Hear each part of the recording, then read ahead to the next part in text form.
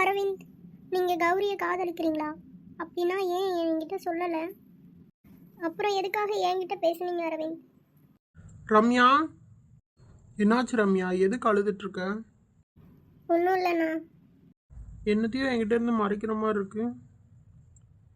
இல்லைண்ணா, அப்படிலாம் ஒன்றும் இல்லை. இப்போ எதுக்கு அழுதுகிட்டே பேசிகிட்டு இருக்க?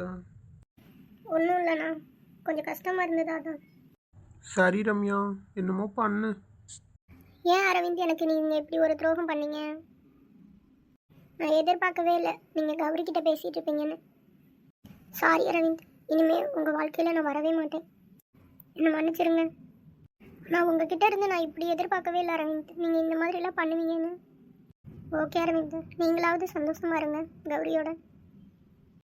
இப்போ ரம்யா வந்து அரவிந்தை தப்பாக நினச்சிக்கிடுவாள்ல, இனிமேல் அவங்க 2 பேரும் சேரவே மாட்டாங்க. ஹாய்டி கௌரி. ஹாய் நந்தினி, சொல்லு. என்னாச்சுடி, அரவிந்த் கிட்ட பேசுகிறேன்னு போனேன்? ஆமாண்டி, நேற்று போய் பேசினேன். பேசி என்ன பிரயோஜனம்? ஒரு பிரயோஜனமும் இல்லை. ஏன்டி அப்படி சொல்கிற? பின்ன என்னடி, என்கிட்டயும் வந்து ரம்யாவை தான் பிடிச்சிருக்குன்னு சொல்லிட்டு போயிட்டாண்டி. விடு, அவனுக்கு ரம்யாவை பிடிச்சிருக்குன்னா ஓகே, ரம்யா கூட வாழட்டுமே. நான் விட மாட்டேன்டி. எனக்கு தான் அரவிந்த் வேணும். உனக்கு புரியலையா நீ செய்கிறது தப்புன்னு? புரியாதுடி.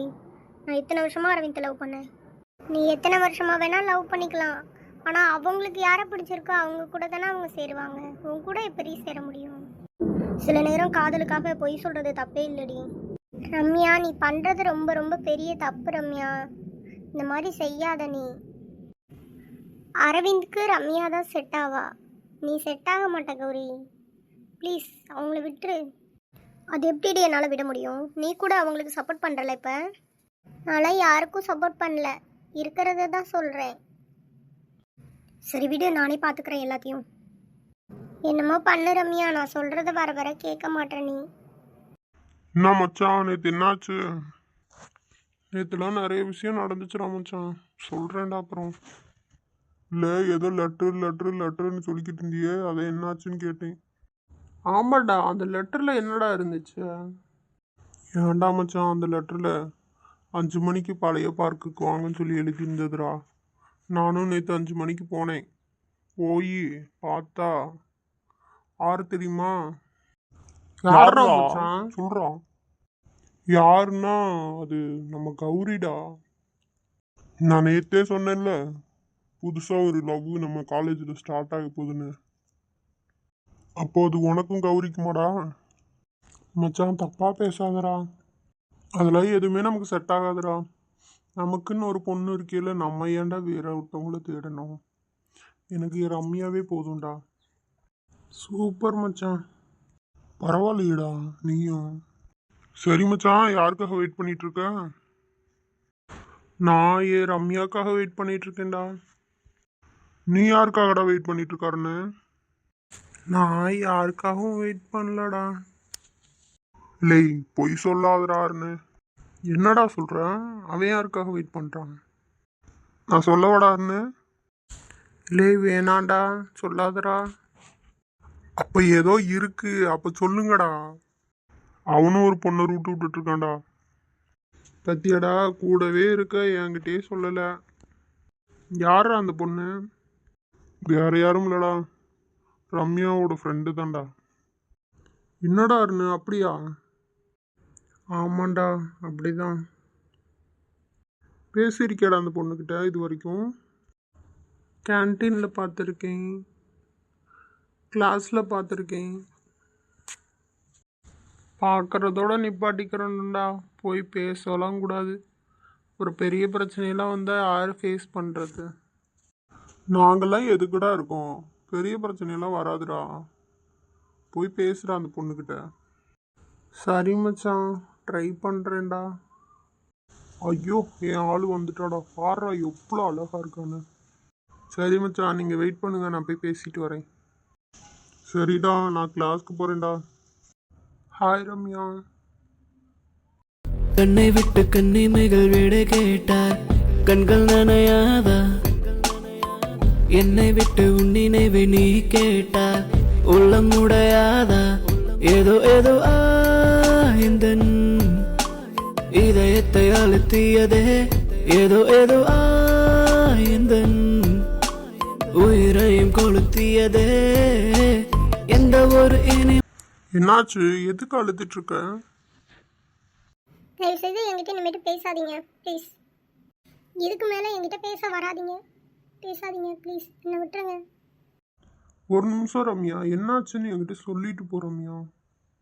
உங்ககிட்ட எல்லாம் பேசி ஒரு பிரயோஜனமும் இல்லை அரவிந்த். நீங்கள் என்னை விட்டுருங்க. நீங்கள் என்ன பண்ணீங்கன்னு உங்கள் மனசை கேளுங்க, அது சொல்லும். நான் கிளம்புறேன் அரவிந்த். நான் என்ன தப்பு பண்ணேன்னு சொல்லு ரம்யா. தயவு செஞ்சு சொல்லு ரம்யா, ப்ளீஸ் ரம்யா. நான் என்ன பண்ணேன்?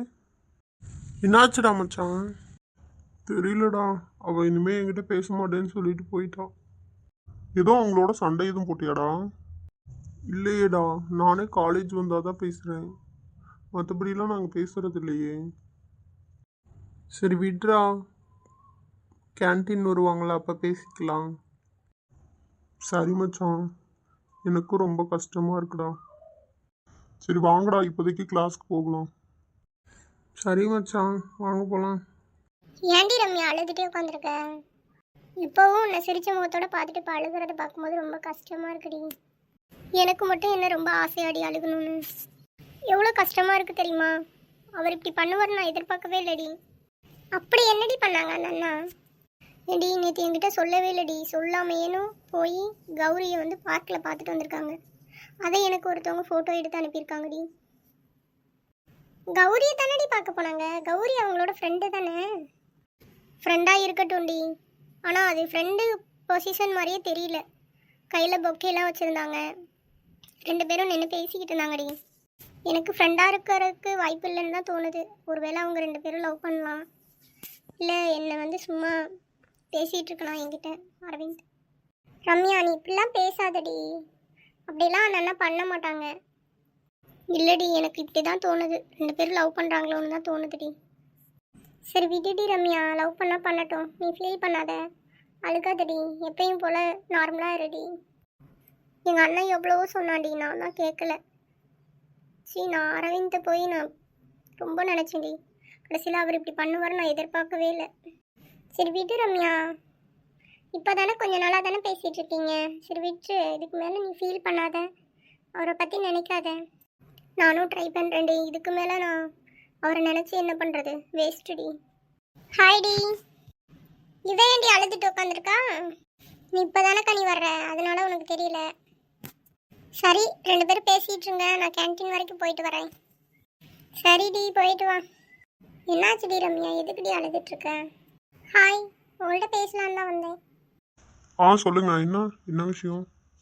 இல்லை உங்களுக்கு தெரியுமா, அரவிந்துக்கும் ரம்யாவுக்கும் இடையில பிரச்சனையாக போயிட்டுருக்கு. அது உங்களுக்கு தெரியுமா? தெரியும். நேற்று வரைக்கும் நல்லா தான் இருந்தாங்க, இப்போ என்னாச்சுன்னு தெரியல.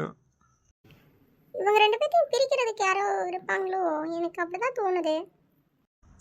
தெரியல, இதுக்கு பின்னாடி யாரும் இருக்காங்களா என்னன்னு. கண்டிப்பாக இருந்தால் சீக்கிரம் நாங்கள் கண்டுபிடிச்சிருவோம். ஓகே, கொஞ்சம் சீக்கிரம் எதாக இருந்தாலும் பாருங்கள். பாவம் ரம்யா அழுதுகிட்டே இருக்கா. ஓகேம்மா, நாங்கள் பார்க்குறோம். ஏண்டா உங்ககிட்ட எத்தனை தடவை சொல்கிறது என் தங்கச்சி பின்னாடி தெரியாத சுத்தாதன்னு? நீ என் தங்கச்சி வாழ்க்கையில் குறுக்க வராத. நான் எதுவுமே பண்ணல தினேஷ், தேவையில்லாமல் என்கிட்ட பேசிகிட்டு இருக்காத. அப்படியா? அப்படின்னா அந்த ஃபோட்டோ என்னது? இரு, எடுத்து காட்டுறேன். இது என்னதுடா? அப்போ இந்த ஃபோட்டோ வச்சு தான் ரம்யா என்னை காலையில் கோவப்பட்டு போனாளா? எனக்கு இப்போ தான் புரியுது எல்லாமே. என் தங்கச்சி பின்னாடி இதுக்கு மேலே நீ சுத்துறத நான் பார்த்தேன்னா நான் என்ன பண்ணுவேன்னு எனக்கு தெரியாது. கை காலை உடச்சி விட்ருவேன். என்ன மச்சான், அவன் வந்து இந்த கத்திட்டு போகிறான். பேசுனா பேசிட்டு போகிறான். ரம்யா உங்கள் அண்ணன் தானே? அப்போ அந்த ரம்யாவோட ஃப்ரெண்டு வந்து என்கிட்ட பேசிட்டு போச்சுடா. அந்த புள்ளையும் அந்த பிரச்சனையை சீக்கிரமாக முடிக்க சொல்லுது. இந்த பிரச்சனைக்கு பின்னாடி யாரும் இருப்பாங்க அப்படின்னு சொல்லிட்டு போகுதுடா. யாருன்னு தான் தெரில. இருடா, அதை கூடிய சீக்கிரம் நான் கண்டுபிடிக்கிறேன். அந்த ஃபோட்டோ எடுத்தது யாருன்னு கண்டுபிடிச்சாவே போதும்டா, எல்லா பிரச்சனையுமே முடிஞ்சிடும். சீக்கிரம் உண்மையெல்லாம் கண்டுபிடிக்கிறேன் பாரு. எவ்வளோ அழகாக இருக்குல்ல ஃபோட்டோ. என்னடி பார்த்துட்ருக்க? இந்த ஃபோட்டோ உன் ஃபோனுக்கு எப்படி வந்தது? ஏன்டி கேட்குற?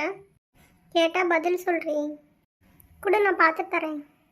கௌரி வர வர பெரிய தப்பு பண்ணிகிட்ருக்கா. இதிலிருந்து அவளை நம்ம தான் காப்பாற்றணும். இதை நம்ம ஃபோனுக்கு அனுப்பிட்டு அவள்கிட்ட கொடுத்துடலாம். சீக்கிரமாக இதுக்கான உண்மையெல்லாம் நான் ஒருத்தவங்கள்ட்ட சொல்ல போகிறேன். பார்த்துட்டேன், இந்தாடி வச்சுக்கோ. சரிடி, சரி பாய். ஓகேடி. என்ன நம்ம ஃபோனுக்கு ஏதோ மெசேஜ் வந்த மாதிரி இருக்குது. உண்மையை தெரிஞ்சுக்கணும்னா நாளைக்கு லைப்ரரிக்கு வாங்க. அப்போ நாளைக்கு எல்லா உண்மையும் தெரிஞ்சிடும். யார் இதை பண்ணாங்களோ நாளைக்கு இருக்கு அவங்களுக்கு.